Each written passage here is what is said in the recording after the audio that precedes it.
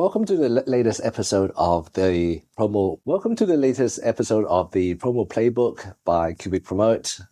Charles, and here I'm my friend Swami, and today we're going to be talking about luxury merchandise. Now, we're not just talking about regular everyday giveaways. We're talking about the merchandise that is premium, rare, exclusive. What's your experience been like with when it comes to ultra luxury customized merchandise? Didn't really experience much that kind of feel. You haven't been lucky enough. No, not yet. Maybe one day. I remember something about my mom. She received a gift. It was like 15 years ago, and it was like a Chanel bag or something. That She received a Chanel bag. So my goodness. Yeah, it's from I don't know, a guy she was dating or something. Yes. Anyway, so it was like 800 euros worth of bag. Anyway, and on next to the bag, you had like a purchase handle, kind of, that was all branded with Brigitte Bardot, Chanel thingy and stuff and it was part of the bag. So right, so we're talking about this little hook that hooks onto the edge of a table to hold onto a bag. Yeah, exactly. Yeah. Interesting. Oh, side commenting. That's one of the products that we sell on our website in the product placement there. So with merchandising, with custom merchandising, I've come across a couple of really interesting examples on my research. Do you know that Rolls-Royces, built into the door of a Rolls-Royce, there is a custom umbrella complete with their logo, totally gold-plated, I could assume, and they've been known to be very generous with their merchandise. In fact, Rolls-Royce has even gone off to the fact to be giving out their clientele luxury leather goods, so bags, wallets, and the like. On top of that, they also been known to give their clients custom branded watches. It's pretty epic what some of these companies have done. Other things that I've come across include Tesla. Mm-hmm. Tesla has been giving away also personalized watches, but they've also been giving away custom jackets. But I'm not sure about you. I don't know if anyone would want to be wearing a Tesla jacket nowadays. Nowadays it's a bit tricky. A year ago was fine, I guess, but yeah. It would be. It would be.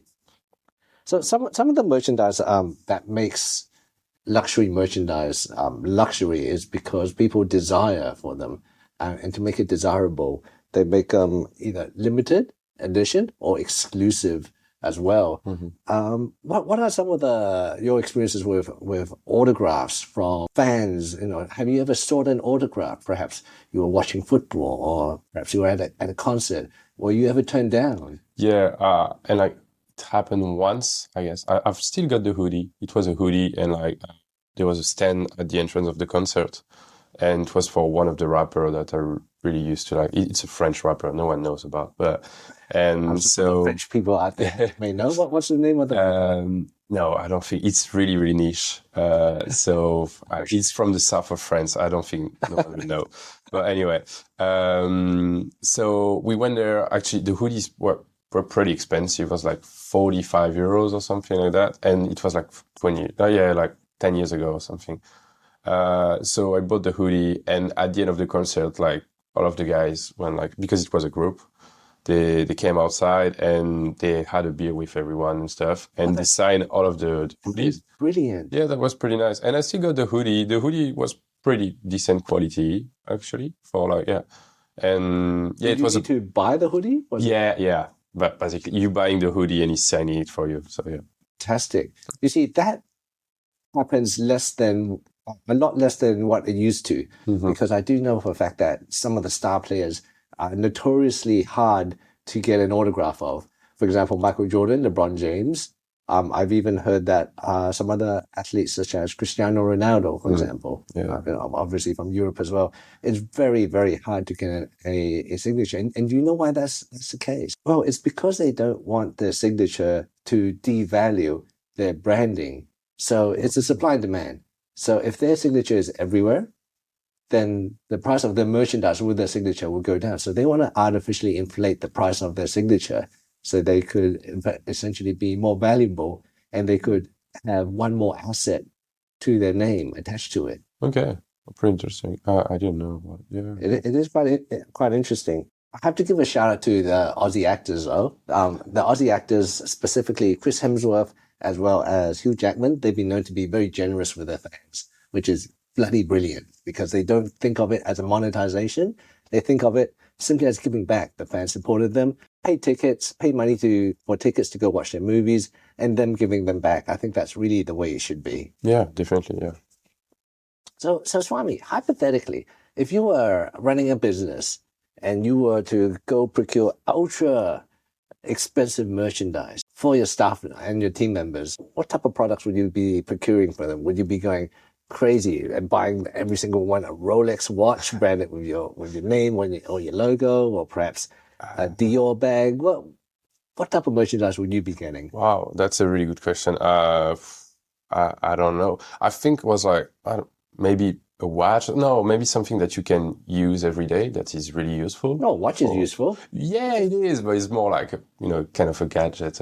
I don't know. Like, but yeah. Young people don't wear watches nowadays. They have their phones. Understood. Yeah, or like maybe a smartwatch or something like that you can brand and stuff. Yeah. Or maybe just if it's not something like material, I would say like just an experience that you can share with the staff as well.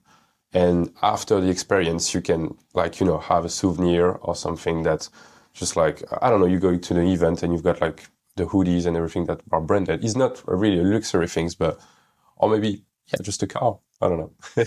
Give them a branded car. I love it. I love it. We've actually worked with a business before. One of my accounts that I worked with, they were a financial company, and they sponsored their entire team for a day out on the golf course, 18 holes of golf.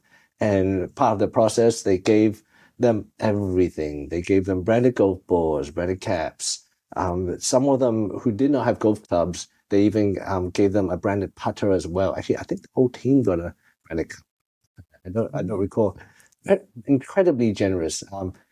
I would love to have been at that team. On another note, I remember that my dad previously, when he was working in a law firm, they gave out each person a family ticket as a vacation, and the whole company went together. It was bloody brilliant. And at the same time, they also got some merch on the side as well, some clothing and some apparel.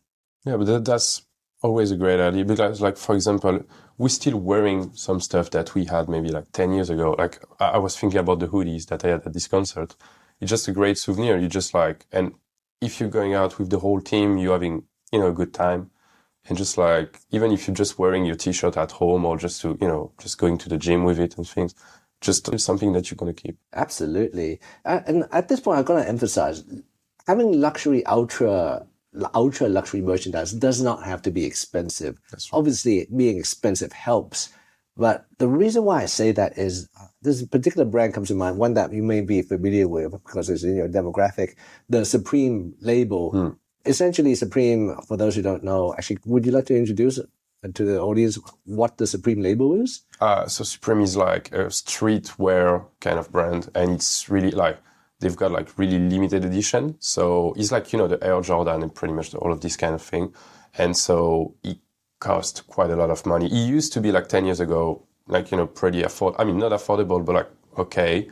But now, because like there's such a limited edition on each item, like everyone is queuing in the front of the shop, like every time there is a release or something. And I don't know, a pair of socks can cost like $300 or even more just for one item. I've heard Supreme would produce everything from lighters. Yeah, they do that. Yeah, obviously apparel because it's their core market, but they also have some bizarre items such as, was it a brick? I believe a couple of years ago they released a brick branded with the logo, and they proceeded to sell that brick for several $100s.